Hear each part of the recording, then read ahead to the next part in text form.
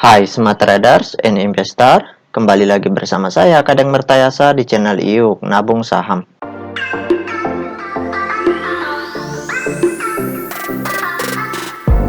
Nah, di episode kali ini kita akan membahas salah satu perusahaan yang di-request oleh Durrohman. Kode sahamnya SIDO, nama perusahaannya yaitu PT Industri Jamu dan Farmasi SIDO Muncul Tbk. Oke, untuk mempersingkat waktu, kita langsung saja buka datanya di aplikasi iPod ya. Jika Anda menyukai konten-konten kami mengundang Anda untuk mengklik tombol like dan subscribe agar Anda mendapatkan video terbaru kami setiap minggunya. Nah, pertama di sini kita buka dulu chartnya ya. Kita ganti di sini kodenya SIDO. Setelah itu kita enter. Kemudian kita perpanjang time frame-nya supaya selama setahun ya. Oke, kita enter. Nah, selanjutnya kita perbesar dulu. Nah, berdasarkan grafik dari perusahaan PT SIDO Muncul ini, kalau kita lihat dari bulan Januari 2021 itu harga sahamnya turun ya. Setelah itu naik sedikit, kemudian sideways, kemudian turun lagi.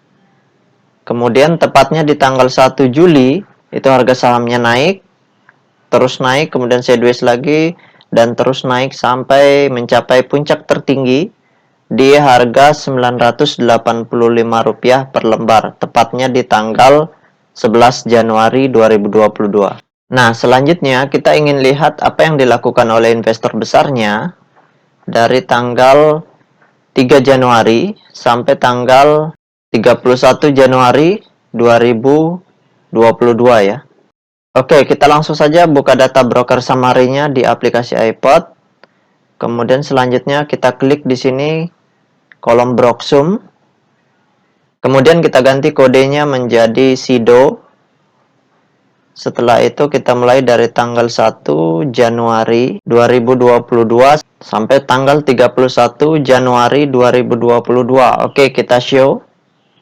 Nah, berdasarkan data broker summary atau data transaksi dari perusahaan PT SIDO Muncul ini, kalau kita hitung total lot yang dibeli dengan total lot yang dijual secara keseluruhan dengan menggunakan tools tambahan yaitu Detektor, maka dapat ditarik kesimpulan bahwasannya di periode tanggal 1, di periode dari tanggal 3 Januari 2022 sampai tanggal 31 Januari 2022, di periode ini investor besarnya melakukan big distribution. Jadi di sini rata-rata pengendali itu melakukan aksi jualan seperti itu. Oke, kita tutup dulu ya. Nah, sekarang kita ingin lihat data peta kepemilikannya. Karena di sini kita sudah simpulkan bahwa waktu mereka markup, memborong, kemudian setelah itu mereka distribusi. Baru distribusinya jumlahnya sangat besar di sini. Nah, ini apakah akan lanjut turun?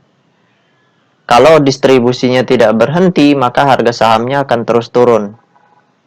Mencapai level support ini.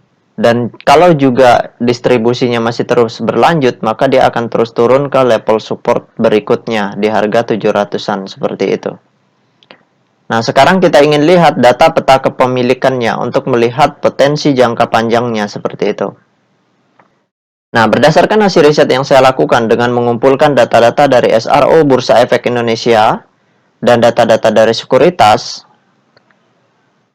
namun di sini data-data yang dikumpulkan dari sekuritas, dari RTI, itu jauh berbeda dengan dari SRO Bursa Efek Indonesia itu sendiri.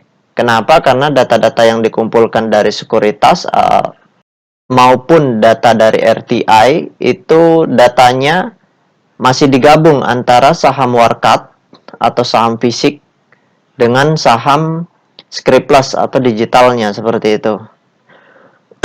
Jadi tentu scriptless rasionya akan berbeda. Tapi di sini saya akan menjelaskan khusus saham scriptless-nya aja, seperti itu. Kenapa begitu? Karena hanya saham scriptless yang bisa diperjualbelikan di pasar reguler maupun di pasar tunai. Jadi hanya saham scriptless yang bisa digunakan untuk distribusi atau hajar kiri seperti itu. Nah, dari hasil riset itu maka ditarik kesimpulan bahwasanya 39,54% dari saham perusahaan PT Sido Muncul ini itu telah dicetak dalam bentuk digital atau scriptless seperti itu. Jadi kalau misalkan Sido Muncul ini kan market cap-nya sekitar 27 triliun. Jadi sekitar 39,54% atau katakanlah 40% dari 27 triliun yang ada itu dalam bentuk scriptless seperti itu. Nah, kemudian investor lokal individual maupun lokal institusi di perusahaan PT Sido Muncul ini, kepemilikannya sebesar 27,94%. Ya, katakan hampir sekitar 28% lah, seperti itu kalau dibulatkan ya. Nah, kemudian kepemilikan investor asing, baik itu institusi maupun asing individual, itu kepemilikannya sebesar 72,05%. Jadi, kalau kita ingin lihat potensi jangka panjangnya, maka kita harus perhatikan investor asingnya. Kita abaikan investor lokalnya, karena investor lokal di sini, walaupun mereka statusnya institusi dan individual, itu tetap mereka kategorinya retail. Karena investor pengendalinya adalah investor asing. Maka dari itu, kita harus fokus pada investor asing, seperti itu.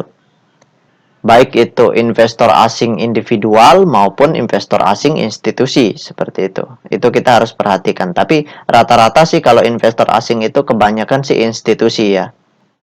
Nah, jadi kesimpulannya, kalau investor asing terus jualan, maka harga sahamnya akan terus turun. Kenapa? Karena investor asingnya distribusi. Tapi kalau investor asingnya nanti di sini akumulasi, maka harga sahamnya berpotensi naik. Kalau misalkan akumulasi yang mereka lakukan dalam jumlah besar seperti itu. Nah, itu potensinya akan naik. Seperti itu. Jadi itu saja inti dasarnya. Bahwasanya kalau harga sahamnya akan terus turun jika investor asing terus distribusi. Sedangkan harga sahamnya akan naik ketika investor asing itu akumulasi atau membeli barang-barang yang dijual oleh investor lokal, individual, atau investor retail dalam negeri, seperti itu. Kan kalau asing beli, otomatis bisa saja pertukarannya itu terjadi dengan investor lokal, atau asing sesama asing, bisa juga. Seperti itu. Jadi kita perhatikan asingnya saja. Nah, di sini kita harus perhatikan data peta kepemilikannya secara konsisten ya setiap bulan. Perubahannya kita harus perhatikan setiap bulan seperti itu. Nah, mungkin itu saja yang dapat saya sharingkan untuk Dul Rahman. Nah, baik teman-teman investor, jika ada yang ingin ditanyakan atau ada yang ingin di-request, silakan komen di kolom komentar. Nanti saya akan buatkan videonya secara khusus.